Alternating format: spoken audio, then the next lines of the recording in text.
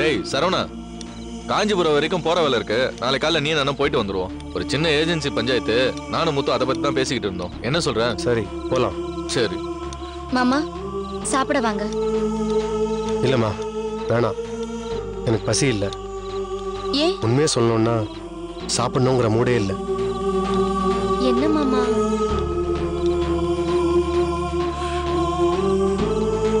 ஏன்டா சாப்பாடு வேண்டாங்கிற? உடம்பு சரியில்லையா? அதெல்லாம் இல்லப்பா. பின்ன ஏன் என்னமோ மாதிரி இருக்கிற? வர வழியில சித்தப்பாவை பார்த்தேன்ப்பா. பழனி இப்படி பாத்தியா? எங்கடா பார்த்த? எப்படா இருக்கிறான்? ரொம்ப கேவலமான நிலைமையில இருந்தார்ப்பா. வர வழியில பார்த்தேன். ஃபுல்லா குடிச்சிட்டு ரோட்டோரமா குப்பமேட்டில் விழுந்து கிடக்குறாருப்பா.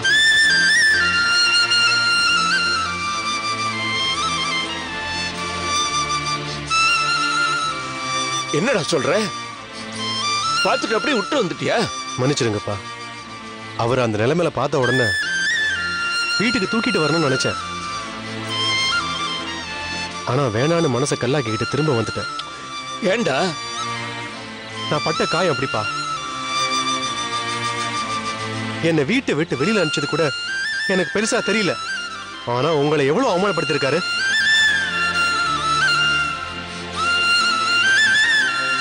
அதான்ப்பா இப்ப நினைச்சாலும் என்னால தாங்கிக்க முடியல. வீட்டுல இடமில்லைன்னு சொன்ன மனுஷன் குப்பமேட்டில் கிடக்கிறத பார்த்தப்போ கடவுள்னு ஒருத்த இருக்கதான் செய்யறான்னு தெரியுதுப்பா. கரெக்டா சொன்ன சரவணா. நீ மட்டும் அவரை வீட்டுக்கு கூட்டிட்டு வந்து இருந்தான்னு வச்சுக்கோ, தேவையில்லாம் நமக்குள்ள பிரச்சனையா இருக்கும். அப்படி செய்வேனாடா? ஆனா ஒண்ணு கார்த்தி, பார்க்க சகிக்கல தெரியுமா? குடிச்சு குடிச்சு ஆளே ஒரு மாதிரி ஆயிட்டாரா. ரோட்ல அவ்வளவு லாரி காரு பஸ் எல்லாம் போகுது, போறவங்க வரவங்க எல்லாம் திரும்பி பார்த்துட்டு போறாங்கடா.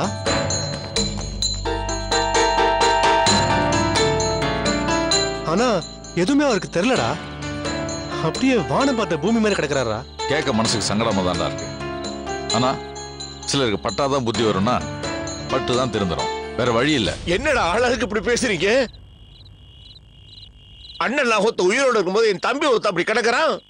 தூக்கிட்டு வந்து வீட்டுக்குள்ள ஏதாவது பண்ணுவீங்களா? இப்படி விட்டேத்தியா பேசிட்டு இருக்கீங்களா? கந்தசாமி, உன் மனசு எனக்கு புரியுதுப்பா. ஆனா அவனுக்கு நல்லது செய்ய இது நேரம் இல்லப்பா. என்ன மன்னிக்க. ஆமா மாமா, நான் சொல்றேன்னு தப்பா நினைக்காதீங்க. கேக்குறதுக்கு கஷ்டமா தான் இருக்கு, நான் இல்லைன்னு சொல்லல.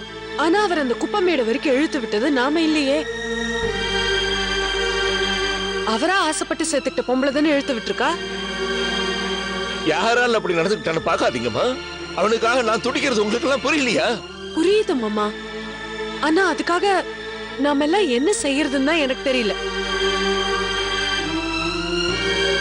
இத பாருங்க மாமா, சின்ன மாமாவை இந்த வீட்டுல கொண்டு வந்து வச்சுக்கிறதுக்கு ஒரு நிமிஷம் ஆகாது. ஆனா அது எத்தனை நாளைக்கு நிலைக்கும்னு கொஞ்சம் நீங்க யோசிச்சு பாத்தீங்களா? அவருக்கு இப்ப இருக்கிறது பசி கோவம். ஏதோ ஒரு வேகத்துல பிரேமாவை உதறி தள்ளிட்டு வந்துட்டாரு. ஆனா அவர் வயிறு நிறைஞ்சதுக்கு அப்புறம் அவர் வாழ்க்கையே மாறிடும் மாமா. அவரால் பிரேமா விட்டுட்டு இருக்க முடியாது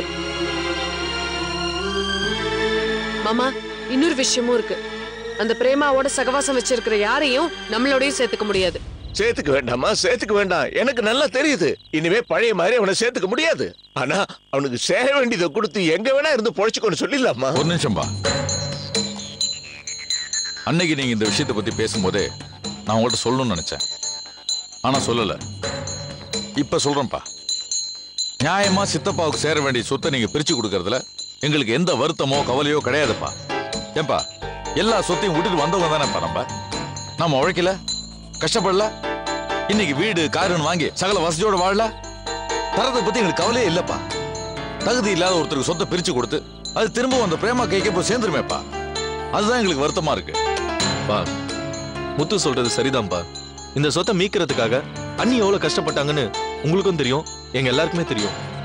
அவங்க உழைப்புக்காக நம்ம மரியாதை கொடுக்கணும்ப்பா. இது நான் ஆத்துல போற தனியா ஐயா குடி அம்மா குடின்னு சொல்றதுக்கு. அப்பா, சித்தப்பா உங்க கூட உழைச்சிருக்காருப்பா, நாங்க இல்லைன்னு சொல்லல.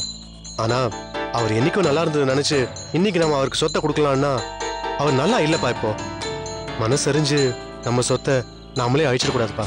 ஏய், கொடுக்க வேண்டியது என்னோட கடமை. அதை சரியா வச்சு காப்பாத்துறோம்னா அழிக்கிறானா அவன் தலையெடுத்துறா. இல்ல கந்தசாமி, இது அவனுக்கு ஒரு பாடம். இன்னைக்கு குப்பமேட்ல விழுந்து கிடக்குறான்னு இவன் சொல்றான்ல, கிடக்கட்டும். எத்தனை குடிச்சாலும் தெளியத்தானே செய்யும்.